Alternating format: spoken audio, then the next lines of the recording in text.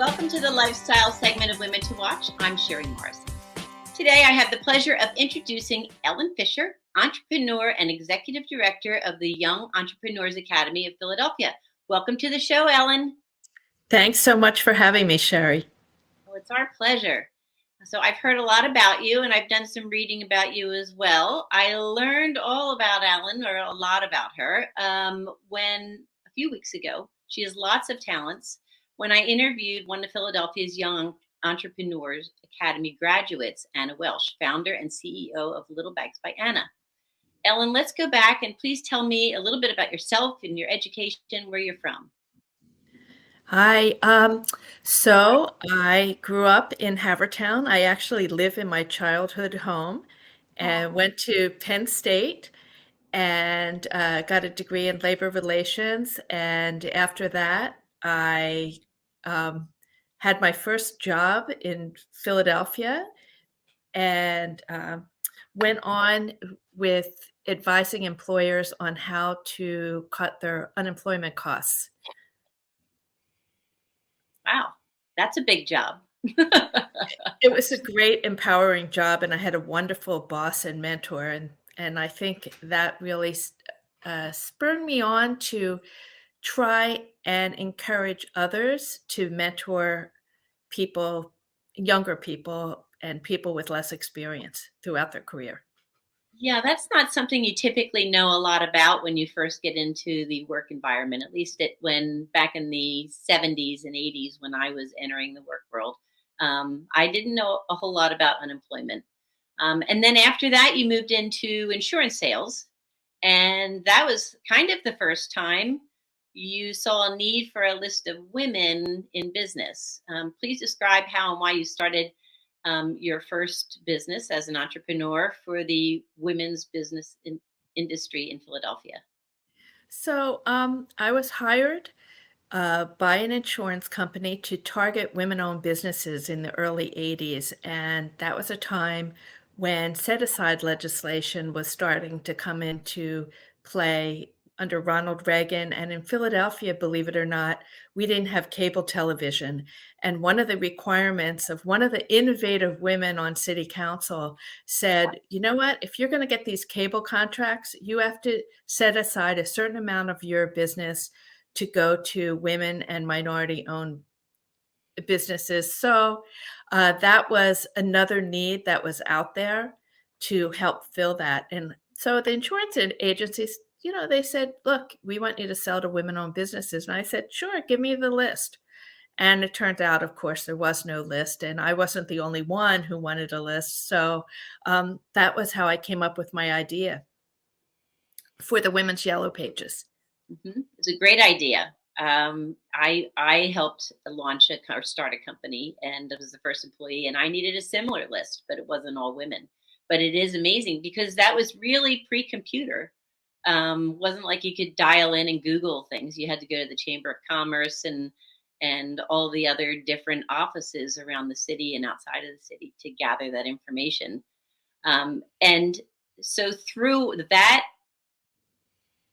connection and all of the amazing connections you accumulated, starting the Yellow Pages for women's businesses, you started to get requests to sit on different boards. And one thing you mentioned that really made me chuckle was that for a woman to get a loan for a business, she had to have a co-signer, a male co-signer. So how crazy is that?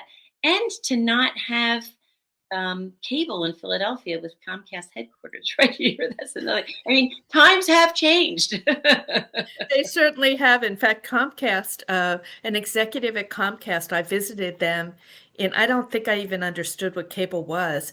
And I visited them, and they actually gave me my first couple $100 donation. So for starting the Women's Yellow Pages, because they needed that list as well. Oh, that is awesome. So through all of these connections, then you started to get requests to be on boards of different nonprofit organizations around the city.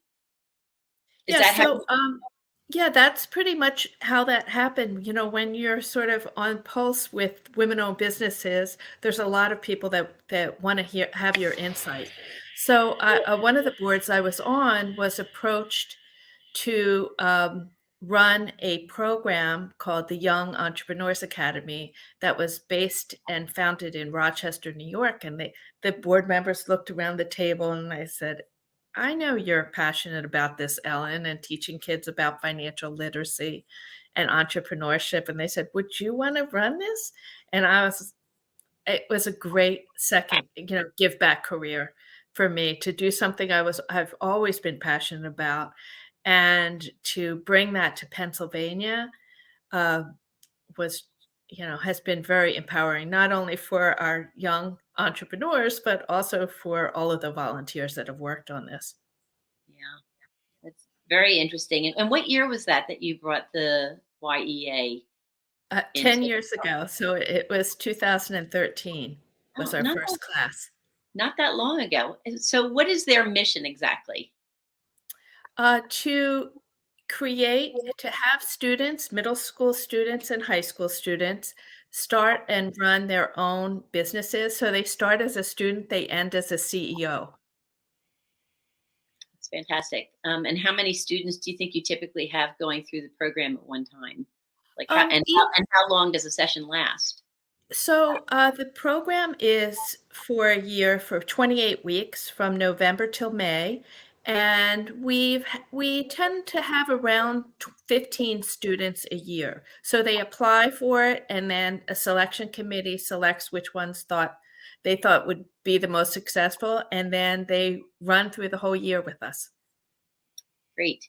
And you provide a couple of opportunities for the kids to speak in front of panels of experts, and then also a group of investors, advisors who make up these panels. Yes, so the students have a lot of opportunities to do public speaking. In fact, that's something I'm really proud of, that when I saw Anna Welsh, one of the students you interviewed, she was so poised, and I sent it to a former teacher, and she said, "Oh, we taught her that. We taught her that." Anyway, so we're very proud of their public speaking abilities. They create a real business, and they pitch to a panel of investors, people that are actually donating money to give the kids modest startup funds. Um, Primarily, they are small business owners. This year, we have a dean of a business school that's going to be on the investor panel. They're business owners that started from the ground up, often young entrepreneurs. They started when they were younger, so they really see the benefit of a program like this. Yeah, and that's what Anna had mentioned in her interview. She started when she was 12 in sixth grade. And she said that she was one of the younger ones and really got to take advantage and appreciate going through the whole process, where some of the kids were older, they were in 11th or 12th grade, and doing it to kind of start a program and help them get into college in business schools and such. So she really got a lot out of the program, because she's been doing it now for 6 years successfully, and it's It, going to it, continue once she gets to Boston. Amazing, isn't it? It really is. Do you know how many young entrepreneurs have gone through the program nationally and in Um, Philadelphia? sure. In Philadelphia, we've graduated 125 uh, young entrepreneurs. About 100 businesses and nonprofits were formed from our class. Nationally, there's been 7,700 students that have graduated and 5,100 businesses created. Wow, And that is. I'm particularly proud that our class has had more national winners than any other program in the country. Oh, that's fantastic. And I saw one of them, I can't remember the name, had something to do with ties. It was a clever name for ties. And I Novel think tie, what was it? novel tie. Oh yeah, so it kind of looked like novelty, but it was novel tie. Very cute. Any others that come to mind that you are particularly proud of? It's funny when people ask me, "What's your biggest success?" What's a lot of people would think are the people that with the biggest sales. Um, Mm. I have a lot of successes that I'm proud of. One is the fact that they get to, somebody who's really shy can go into the bathroom and try and sell people their candles. But this last year, we had an Amazon bestseller that and another young man who won the national competition with the financial literacy card game. Wow. Wow, that's great. And I saw one gal was on Shark Tank with her line of equipment and clothing for lacrosse. Correct. She went on to Princeton, and we had a couple, Stanford graduates, and, it's amazing what these young people will do with this creativity and support for their entrepreneurial dreams. Oh, it's so exciting. I wish you had been around when I was a kid growing up. I would have loved something like this. Me Um, too. well, thank you very much for sharing your time and your stories about the Women's Business Yellow Pages and about the Young Entrepreneur Group Academy.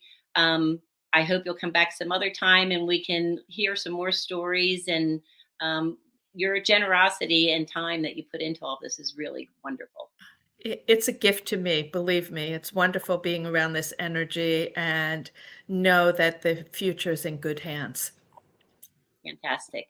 For more information about Ellen Fisher and the Young Entrepreneurs Academy, more importantly, if you know of any young person who is interested in starting a business, nonprofit, or is thinking of going to an entrepreneur program, go to yeaphiladelphia.org. YEA is always looking for new budding entrepreneurs, and there's always room for support, volunteers, and monetary donations. Thank you again, Ellen. Sue will Thank be you. right back to close out the show. Ladies, keep living your dreams.